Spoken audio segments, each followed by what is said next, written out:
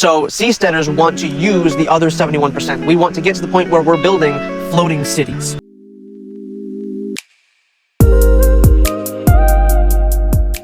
What inspired the creation of the Reef Resort? In a way, the Reef Resort was built to inspire the creation of more reef resorts.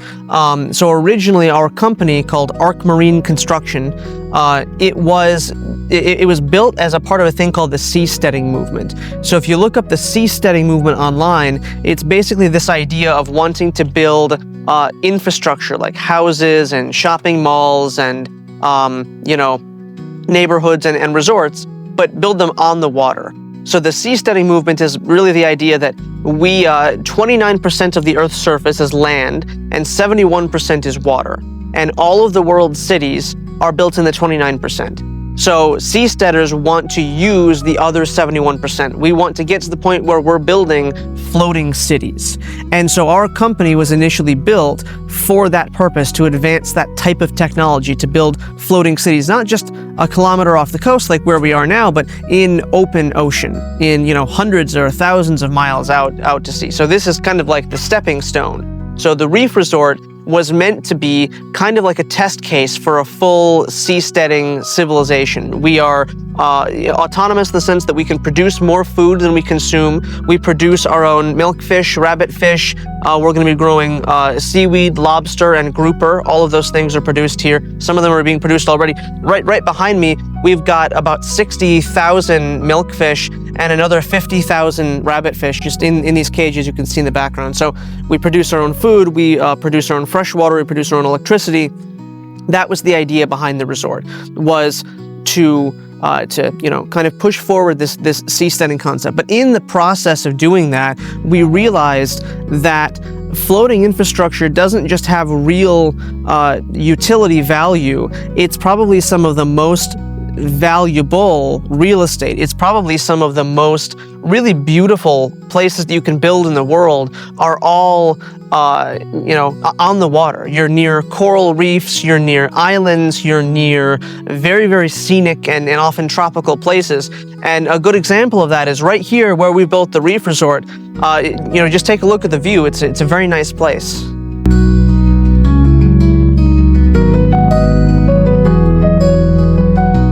My hope for the future with the Reef Resort is firstly to just expand on what we already have, right? There will be further developments, there will be further growth in terms of infrastructure, in terms of homes, amenities, restaurants and scuba diving and things like that. But also, we're not just going to develop here, we're also going to develop in other areas around the Philippines and other countries, a very similar architectural style. And as well as that, when it comes to seasteading, we're continuing to develop some very interesting, really cutting-edge maritime technologies that we plan to roll out in this location. So we're going to be having underwater drones where you can put on a headset and you can explore the reef right from your room behind me. We're going to have plenty of other exciting things. So it's not just a beautiful and scenic and relaxed place, and it is that. It's also a place where really interesting things are happening. So for overnight stays, and then you'll be staying in the glamp houses behind me. Those have air conditioning, insulation, fresh water. We have Starlink internet over here, and of course lots of solar-powered lights everywhere. So there's light both day and night. And we're also on Agoda. We're on Booking.com. We're on Airbnb. All these different common locations where you would normally book a stay. Now, once you get here, of course, we have a snack bar. We have a restaurant. The restaurant has a lot of good seafoods. We've also got pork and things like that. We have special desserts that we make out of guso, seaweed.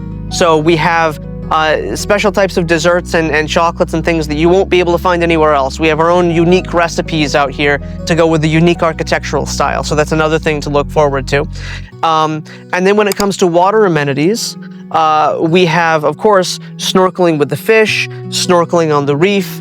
We're going to be partnering with a scuba diving shop later on, so we'll have scuba. We've got a banana boat or a dragon boat out here. We've got these little, if you look over here, we've got this little jet ski and these paddle boards.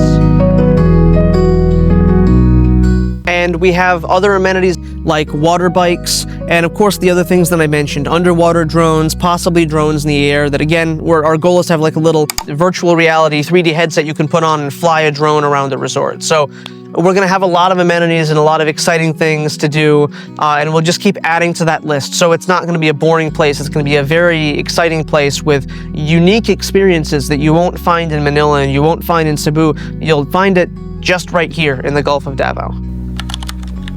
If you want to visit, if you're thinking about coming here, you definitely should.